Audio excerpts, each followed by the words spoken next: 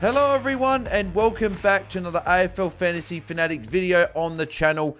Round 8 is in the books. Another round and we get closer to these mid-season buys. It's slowly creeping up on us. It's funny to think that we're sort of heading into round 9 now. We've only got a few more weeks to go, but round 8 is done. Yeah, solid week, 2188. Probably from about Saturday night, I thought that was going to be a bit bigger, but I knew that having a few of these rookies to come, today or yesterday is when you guys are watching this, that would probably prevent me from probably getting over 2200. But obviously, we did have a couple of big performances on the Sunday, which we'll get to in a sec. But 2188 round rank of 11,114. So at least we've had a couple of weeks back to back now inside the top 15k, which is nice after not doing that many times. But now we've actually moved up another 1,376 spots up to 8,263. So the good thing is so far this season, I haven't dropped rank any week yet. So I'm just sort of waiting for that week where we sort of go backwards. But then again, when you start at like 22,000 for the first round, you are bound to go up probably more than often than not, because obviously you've got a fair bit of ground to work. But we're moving in the right direction. Obviously, I don't want to be still at 8K. Like, I want to be able to try and push that inside the top 5,000, 4,000, 3,000, try and get in the top 1,000 and then see where we go, right? We still got the bye period that we might be able to make up some ground and everything like that. So we'll see how we go. But at least we're edging towards like the top sort of 7K and 5K and everything like that, which is good. So plus and minus 3 for the week. So plus 3... It's got to go the man on debut, Harry Sheezel. I'm very, very happy to bring him in this week. I was really confident on it last Sunday night when we did our round review. I was like, I'm really confident. I think Sheezel's going 110 for the rest of the year. I need to get him in. Whether he goes 110 for this or not, obviously, we'll see. But obviously, very good start, 134. I think as a non-owner last week, I got away with not seeing a big score from him. He got 95 against Port Adelaide at Adelaide Oval. Power Pepper was giving him some attention, but this game he was just everywhere. Like, he started pretty slow. I think he only had 3 disposals in the first quarter or 4 disposals, but he was still on like 23 or something. And from then on, he just went absolutely nuts. Really got going after there, and particularly that second half, he just went absolutely. Well, that second quarter, I reckon actually it was where he really started getting busy. And then he just kept it flowing, which is what we know Sheezel can do in this half-back role. You just see him just churn out the points. Like, it just gradually happens. Like, he can have these periods where 5 minutes he can just put on like 25, 30 fantasy points, right? So, yeah, first quarter, 23, 3 disposals, but he had the 3 tackles, which was nice to see. Then a 49-point second quarter. Then he had 23 points in the third. Then 39 the last. So really the first and third quarter actually a little bit quiet. And then the other 2 quarters just went absolutely ham. So really happy to have him in the team and don't have to worry about bringing him in now. Hopefully if he's just there for the rest of the year, lock him away. And happy to have him there. And I'm pretty confident this halfback role stays. He said on the radio during last week that the coaches wanted to get more uncontested ball, not less. And North Melbourne have been pretty competitive and pretty good over the last couple of weeks, even though they haven't won either game. They've been right in it and probably should have beaten Essendon. But the good thing is Sheezel's playing well and North playing well. So I think they're going to continue with this role, which can only be good things for Harry Sheezel. And if he's in this role, he's probably the number 1 defender from here on out. Maybe Lachie Whitfield's got something to say about that, but yeah, he's definitely a top 2 defender from here on in. So he gets the plus 3 for me. Minus 3, it's unfortunately got to go. There's a few rookie scores that were low, which we'll chat about soon, but it's got to go to Andrew Brayshaw for the 78. Did get some, so Guesty went to him at times, and St Kilda made the conscious effort to make sure Brayshaw and Sarong didn't get much of the ball, which they succeeded with, both going sub 80, and Brayshaw 78 did give away 4 free kicks. That sort of really added to the pain there, that could have been a 90-plus score, even not performing great. So it's fine. Just a little bit of a rocket, just going 78. Don't want that happening again against Collingwood on Thursday. I want him to go and get a good score after that. So hopefully he can go better back at home at Optus against Collingwood. But yeah, just a poor score from him. For his first poor score since I've had him, his first sub-ton, which we know that Brayshaw can do time to time, but hopefully bounces back and goes pretty well in the next game, which is what I'm hoping for. So let's get stuck into the rest of the players. So Sheezel we've already chatted about, but we'll chat about Nasai, Wang and E. Miller. And he has just been the epitome of consistency this season, just been very, very consistent, just churning out the tons for us. So of his 8 games so far this season, 6 of them have been tons, 91 against Port Adelaide and 86 against the Dogs. And the 91 against Port, he was on 60 odd at half time, just had a bad second half, and then the 86 against the Dogs, they got obliterated, and he got thrown in the midfield and thrown everywhere. So the good thing is, he's just, if he doesn't go massive like he did against the Brisbane, he's still tunning up, which is good to see. So really happy with him. And I remember the week that I got him over Jack Sinclair against Richmond. I was like, after the game, I was thinking, crap, why did I not go get Sinclair? I wanted him. He was defender mid, more flexibility. But now it's looking like I've made the right call between the two. Obviously, it would have been good to have both. And yes, Sinclair was only 61 in this game here, but I would have preferred to have had both. So anyway, Nasai, very happy with him.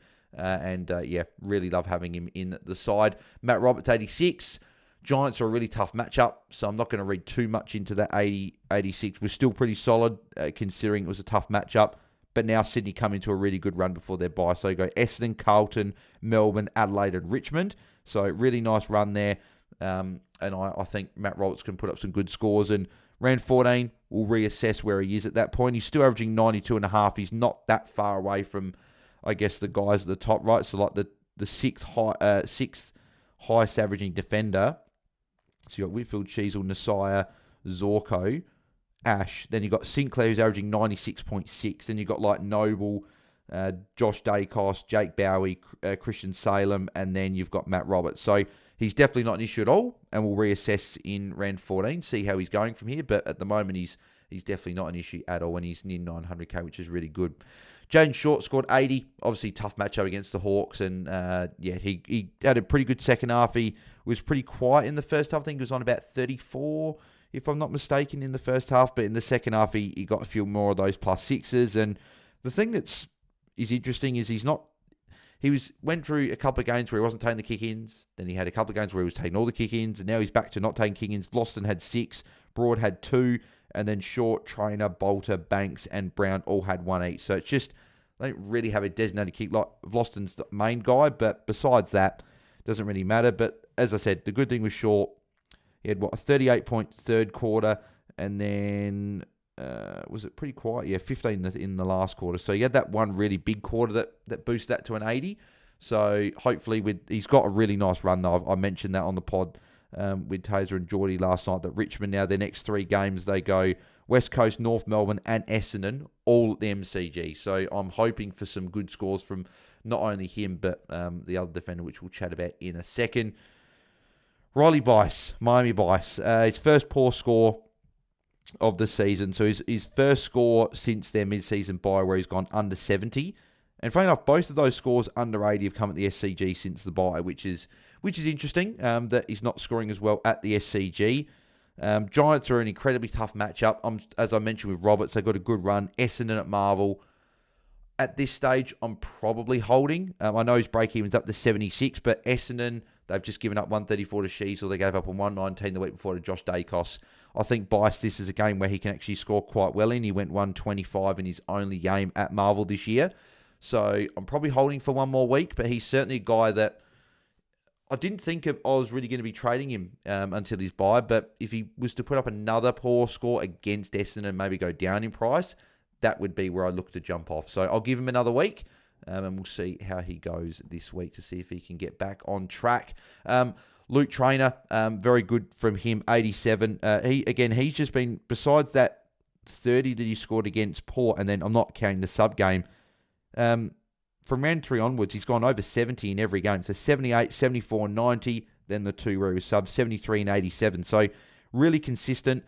Just that 2 really sucks, because he would be well into the 600Ks, probably etching towards 700K, really close there. So yeah, still good though, 87. As I mentioned though, West Coast, North Melbourne, Essendon, all at the G in the next 3. He, for me, I'm pretty happy with him at D6 for the next 3 weeks. So he's there.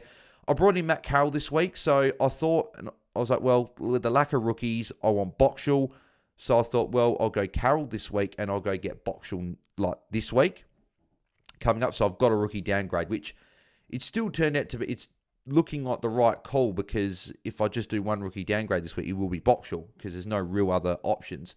But if I probably have my time again, I might have gone for Riley Hardiman just a little bit early, or I might have gone for Joe Fonte instead. They both went pretty well this week, over 70, whereas Carroll scored 32. Blues lost by a lot. Obviously, I'm probably sitting here thinking, well, is he going to get dropped? But I don't think he was far from their worst. I don't think he was actually. I thought he was actually all right considering all defensive woes that Carlton had. I thought a few of his kicks were really good. They all hit the target. I remember one kick he didn't hit late in the game. He was just trying to put it through the middle and try and see what would happen, and it didn't work. But he'd be very stiff to get dropped considering he'd played in the 3 wins before that. And he didn't actually play too bad on the weekend considering all defensive woes, but obviously Carlton lost by a lot. Are they going to drop a young kid? I don't know.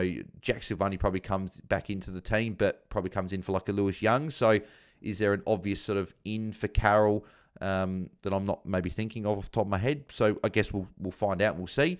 I'm hopeful that he doesn't, because they've got St Kilda this week. And that's a game where I was looking at thinking, well, if he could go 50 against the Crows and then go like a 70 or an 80, that could really get his cash gen going. At the end of the day, I think the process for me was there, just hasn't quite turned out like I'd like if he were to get dropped, but hopefully he doesn't. Jed Bustling was a sub.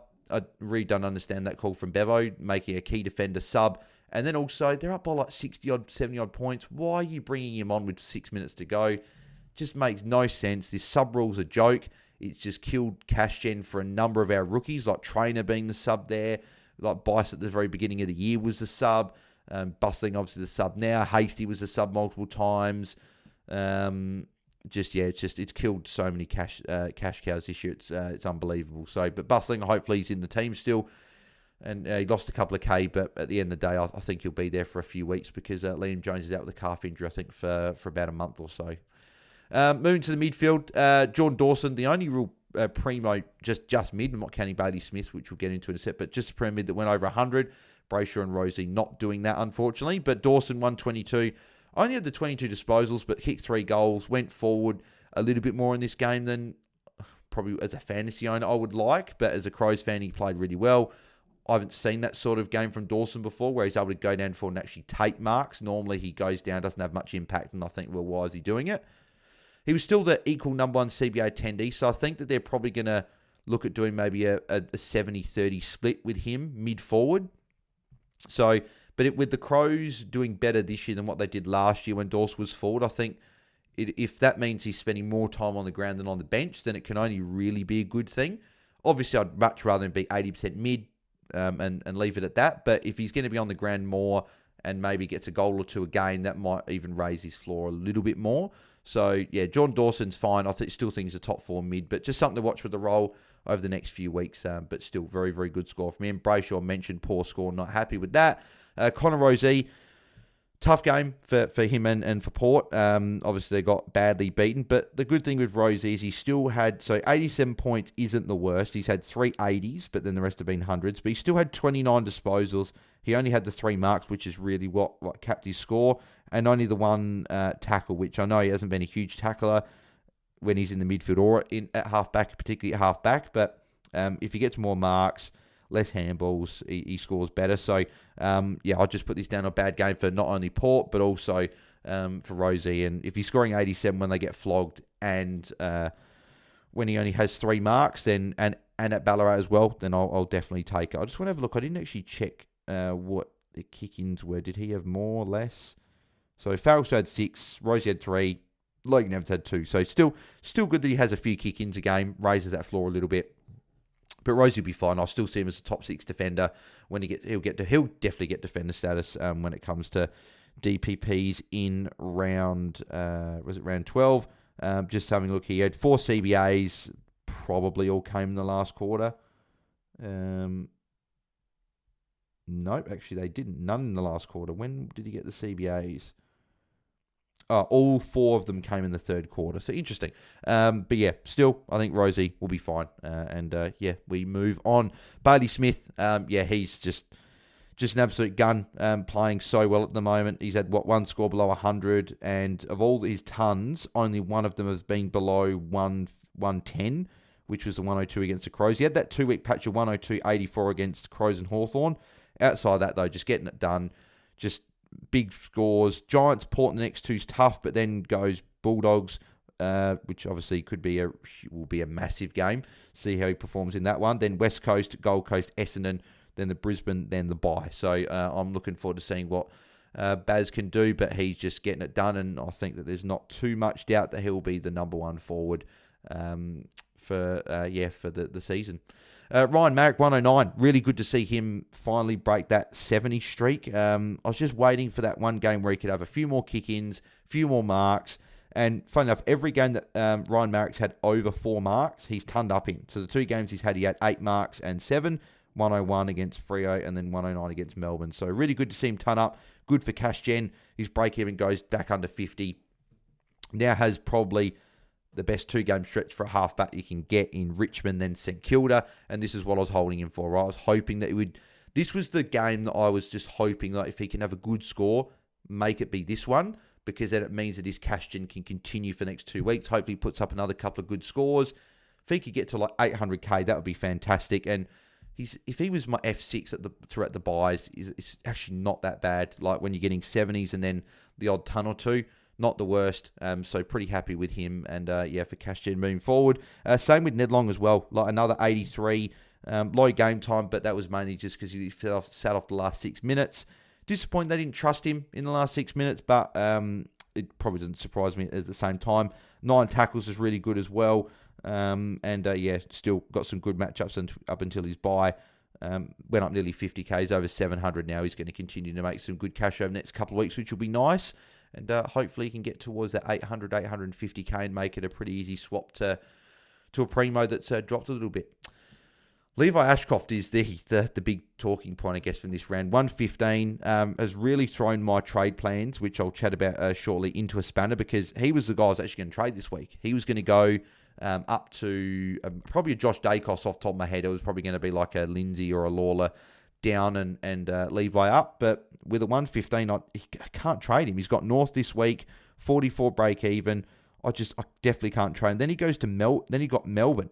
So, that could be 2 really good scores in a row. Obviously, the thing that's a bit of a concern is both of those games are on late on the Sunday. So, this is the last game of the round against North Melbourne.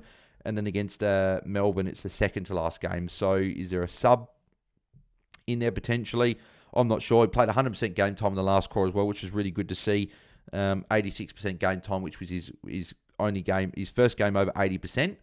And he played really well. And Brisbane have got a few injuries to some of these forward/wingmen. So I think that he'll be okay for the next couple of weeks. But I'm still looking at some point that I'll have to trade him. But he's been a fantastic cash cow, averaging essentially 80 points, which is probably a little bit more than what we thought. But we probably thought that he could also get to this level. So he was fantastic. 115, first of many tons in Levi Ashcroft's fantasy career. And in a few years, we're going to have him as a primo mid. I've got no doubt. Xavier Lindsay, 33, was disappointing. None of Melbourne's outside players did anything at all. I thought in the last quarter, I kept refreshing because I was watching the Collingwood Geelong game. I kept refreshing, and he was on 33 for ages, and I thought, maybe it's just the app's not working. But nope, because Gawn kept going up like 10, 15 points every time I looked, but Lindsay just didn't move. Put this down a bit to the matchup. West Coast at Optus are quite restrictive. They have kept some, I remember Zach Reed got a 36, and I traded him that week. And he proceeded to put like a 74 and a 90 on my head. Hawthorn apparently is a good... I remember I was talking to Guesty about this, and we were chatting about last night. Apparently Hawthorn are good for wingers.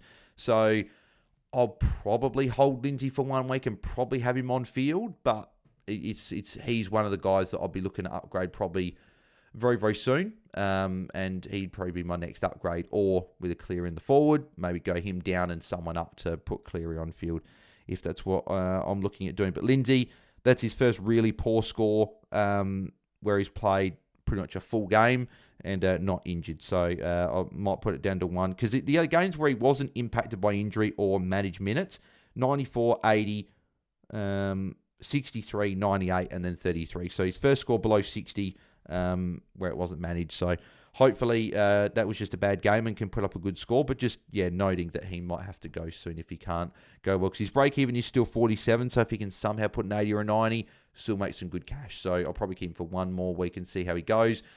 Finn O'Sullivan, 49. One of his high scores in for a while. But still didn't make that much cash. His break-even still sits at 42. It's going to be a really, really slow burn, but if he can somehow get to 500k by his bye, that's asking a lot. So it means he's got to make 100k in about 3 or 4 weeks, which won't happen. So just forget I even said that. Just disappointing that he's not making more cash, but seems to be getting busier on the wing. And he scored 49 points from 3 quarters. He had 0 points in the first quarter, but after that got going a lot more. So hopefully he can put up a 70, just pop a 70 out, and then make some cash and get it going that way. But he'll just sit there probably through the buys, and we'll see how he goes after that. Angus Hasty as well. I'm hopeful that he can come back in at some point, but at the moment he is just a red dot for me. Big X, good. It's so good to see him back. He's one of my favourite players to watch and own. Just being able to yell Big X every time he gets near, it's just an absolute joy. And that's now 3 scores over 115, or over 116, 116, 122, 121. He is well and truly back, and he's got a pretty good run. McInerney this week's tough, but then he goes Richmond, Collingwood, then the bye, then West Coast, Freo, Carlton, Hawthorn, Bulldogs, up until he meets up against Matt Scorn in round 18 again. So a really nice run now for Big X, and he's in form and playing a lot of game time. So clearly looks like he's getting back and back to full fitness, which is good. He's had 43, 39, and 39 hitouts as well, which is also very, very good to see. Yeah, 85% game time, which is equal highest for the season. Boyd, captaincy dues this week, obviously taking the 121 from Marshall. I nearly went Sheasel VC, but decided for Big X against Goldie, and I'm still pretty happy with the 121. And TDK 65 was disappointing. So he's now gone. 2 of his last 3 have been below 70 and a couple of 60s. I think this is purely down to the matchups, right? If he has a hard matchup, he's not going to score well. 65 against O'Brien, 62 against Cherry. He's now got, Marshall, Grundy, and Briggs. Grundy's been giving up points this year, and Briggs isn't tough. And also Marshall is a decent matchup as well, and that should be a big game for not only him, but for Carlton as well. So should get going. Pitney could come in with Carlton losing like that, but are they really going to go to Pitney, De Koning, Mackay, and Curnow? I still think De Koning is still working in the ruck, and he's played really, really well. Put it down the matchup, and hopefully he is the solo ruck still moving forward, that I can deal with him in a couple of weeks and trade him to maybe a Marshall or a Gawn or something. Moving to the forward line, so some good scores here. So Jason Francis, 83. Slightly unders, but again, they got beaten pretty badly. I was hoping he'd get through a game without giving away a free kick, but in the third quarter he gave one away, so still hasn't gone a game this year without giving a free kick away. Good old Horn Francis. Back-to-back 80s, but he's still been pretty good. He hasn't gone below 80 in his last 5, and I still think he's top 6 forward. And the showdown this week, and if anyone's going to rise to a showdown, it's going to be someone like a Horn Francis, so I expect him to bounce back this week. Chris Petrarca, first score over 120, with a 121, was very, very good against the Eagles. Rankin with a 120, and McRae with a 139. So really good of these 3 to go big and go all over 120. Would have been nice if I put them all in my mids and then having all these 120 scores. But yeah, Rankin has just been, again, consistent all year.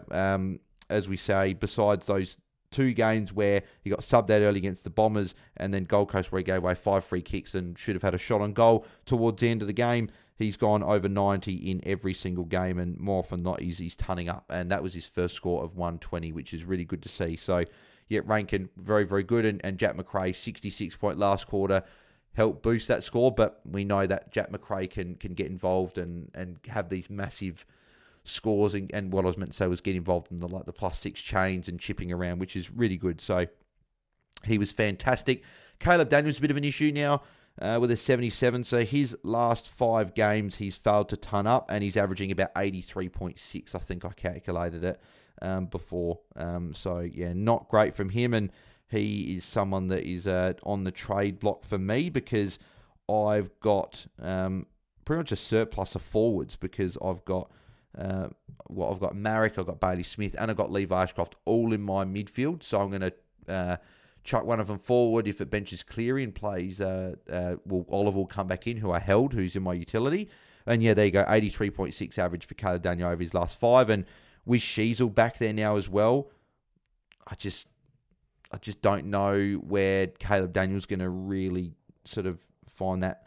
He still takes kick-ins, but he just doesn't get as much of the ball as what we were thinking. He's been still a great pick. He's still made over 300k and he's not a must trade, but I'm considering doing that because I got some of these forwards, and Ashcroft and Marrick are both making bulk cash, so I don't want to trade either of those guys out. So maybe getting off a Caleb Daniel to fix my buy structure could be a play. Does have Richmond and Collingwood before his buy, so could be premature getting rid of him, but he's someone that is on the trading block for sure. And Caden Cleary was 61. Again, Giants tough matchup, but still only had the 8 disposals. It was good to see his tackling pressure again. He had some really key moments that set up goals for teammates, so I don't see there being any issue with any job security or sub or anything like that. I think he's playing that Papley role really well. He's in the best 22, that's fine. Yeah, 8 touches, 7 tackles though. The only game he's actually failed to tackle in was that game against Port, where he only had the 1 mark, no tackles. But every other game he's had at least 5, and this was his lowest score. But still, if you're telling me that he's going to go over 60 more often than not as a rookie, that's someone that you're pretty comfortable fielding at F6. So he's someone there I like sitting there at F6 for the time being. And then Sam Lawler, 55. Obviously, Hawthorn, tough matchup, right? Still had some good CBA action, I believe. Actually, I think he was one of the most attended CBA guys from Richmond, if I'm not mistaken. So you had Hopper, 23, Taranto, 22, Lawler had 11, McIntosh had 12, then Dow had 8, Ross 2. So pretty tight midfield group for Richmond, and he was still up there. So he's not a must trade, but he might be someone that might need to go to fund a move if I'm looking at doing a few things this week. So, but yeah, Lawler being good. As I said, got a couple of decent matchups to come tough. I hold. There could be a pop score, but he's only had the 1 score over 70, which was at 90 against Brisbane to help him get to this price, but he might have to go. Connor Stone obviously didn't play, but he could be a handy defender forward loop for the next couple of weeks. And I held Clayton Oliver, hearing that it was sounding like Melbourne expect 90 miss a week. Obviously, we've got to see if he does come back this week, but it sounds like Melbourne are fairly confident that he'll come back. So if he does, great. If he doesn't, then he would be a guy that I'll have to move on, which is fine. But if he's back, I'd prefer that a lot more and make other moves. So yes, that's how it went. Team's looking in decent spot. Obviously, we just need that real big week, that top 1,000 week, top 500 week to really catapult us into a good spot and kick on from there. But team value is slowly starting to get a bit better, but still a fair bit behind a lot of teams. So got to try and figure out ways to get that team value up, but also keep the points on field as well. So looking to do that. Early trade plans, obviously, as I said, recording this Sunday night, and Levi's throwing a spanner because it was going to be Lindsay or Lawler down, and then Levi Ashcroft up to a Josh Dacos, ready to sort of leave him in my midfield. But then when it came to like close to the buys, putting a Bice into the, like trading Bice to a midfielder, putting Dacos back or trainer or whatever. But with Levi going 1/5, and I can't trade him now.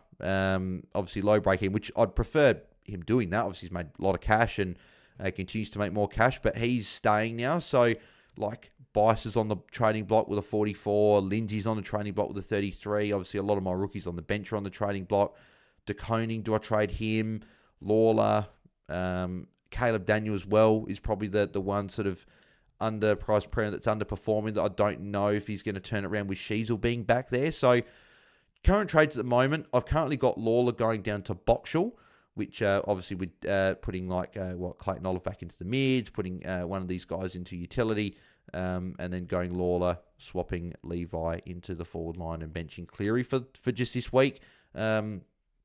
So you're going down to a Boxall. That's why I didn't get Boxall making the obvious downgrade for me this week. So Boxall will come in on the bench. Only player besides Boyd to have a negative break even as well. So that's why I think I need to bring him in. And then I'm looking actually going Caleb Daniel out, putting Marrick back into the forward line. So getting Levi in the forward line and Marrick, so having more mids in there. And I'm actually looking at going to pay up for Nick Dacos. I feel like I might have got away with not having a sitting score again put on my head. He got tagged within an inch of his life by Mullen, and Mullen did a pretty good job bar the second quarter or something where Dacos had about 40-odd points. But outside that, Nick was fairly quiet. So he's still under 1.1 million, still probably priced around what he's going to do, if not a couple of points unders. So I'm looking at potentially bringing him in and going Caleb Daniel up to him, which I think is a 20 to 25 point upgrade. If Daniel's going to be going at anywhere for around that 80 to 85, I think Dacos is a 105, 110 guy. So could be as much as 30 points if Daniel goes around that 80 mark. So that's what I'm looking at doing. I can't go Lawler down and Lindsay up to anyone meaningful. The only other option I've looked at is maybe going like a Lawler down and then or Lindsay potentially if I want to just play Cleary on field and loop between Lawler and Cleary, and then go like a Riley Bice up to a Josh Dacos. That's something I've also looked at, and I don't really want to trade Levi. That's the thing. Like, he would have been going to Josh Dacos, but I just don't think I can trade him with that 115, and having North, Melbourne, and then Melbourne in the next two, I just think it's too good to trade away. So that's what I'm looking at doing. But obviously Sunday night, something could change. There could be someone injured, could be someone that gets suspended I don't know about. Anything can happen, and normally something does during the week. So we'll see if anything happens and if I need to deal with anything. But at the moment, I've currently got, I'll be having Nick Dacos for a few days at least until something does change that, if anything. Because Nick Dacos also plays Thursday night. So looking to have him as a VC in my team. So, yeah, that'll be where we cut off the review there. But let me know in the comments below, guys, how you went in round 8. Let me know your score, your round rank, your overall rank, and your plus and minus 3. And, yeah, obviously a bit of a longer review today, but I thought a few players to talk about, which was good. So, yeah, but yeah, make sure you smash like on the video and subscribe to our channel if you haven't already. We are nearly at 3,800. Only probably, I think we're probably about 20 away or less than 20 from 3,800, and that means only about 200 away from 4K to join the 4K club. So if you haven't subscribed, make sure you do. Daily content on the channel and plenty more things to come throughout the season. We'll be back tomorrow night for our usual Q&A on the Tuesday night. So looking forward to that as always to answer all of your questions. But if you want a guaranteed answer to any of your AFL fantasy questions, head over to our Patreon, patreon.com/AFL Fantasy Fanatics. Weekly Patreon Q&As, answering all of the Patreon. I get to every question that's in there. You get weekly team reviews, so every Patreon member gets a team review each week through the Ask Me on Q search, which they get for free. And if you aren't a Patreon member, normally you got to usually pay to answer there. So if you want to get it for free and become a Patreon member, then yeah, make sure you do and get involved in all the good content going over there. Or if you'd like to use the Ask Me on Q service, then you can head to askmeonq.com/AFL Fantasy Fanatics for a one-off small fee to get an audio personalised response to your to any AFL fantasy question you guys having. It's sent through your whole team and everything like that. So if you guys want that throughout the week, I'll be answering all your questions there. But as I said, we'll be back tomorrow night for our Q&A. So looking forward to chatting to a heap of you guys there. And yeah, have a good night, guys. We'll chat to you guys then. Thanks, everyone. See ya.